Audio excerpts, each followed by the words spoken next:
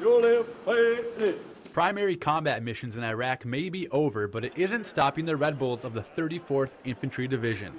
We're looking forward to going over there and helping close down this war and being able to call this conflict over.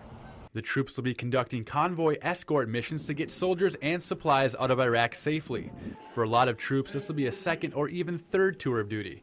But for nearly half, this will be their first time overseas.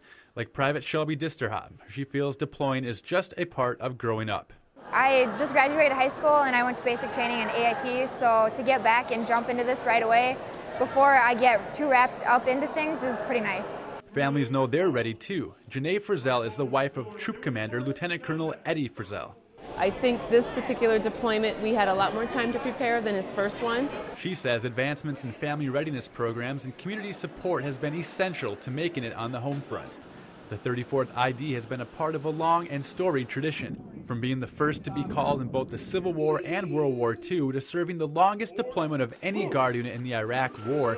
Tradition runs deep in the blood of these servicemen and women. Yeah, it feels good to be part of something large like that. As Memorial Day draws nearer, the soldiers of the 34th ID are reminded of the risks involved.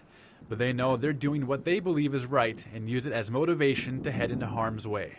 It's very courageous that these people can gather and leave on the same weekend that we're honored with. What better weekend to leave than this? A lot of tradition carrying forward with this one. Just as the Red Bulls were the first in other conflicts, they hope they will be the last to leave this time around. In Duluth and Cloquet, Chris Axelson, the Northlands News Center.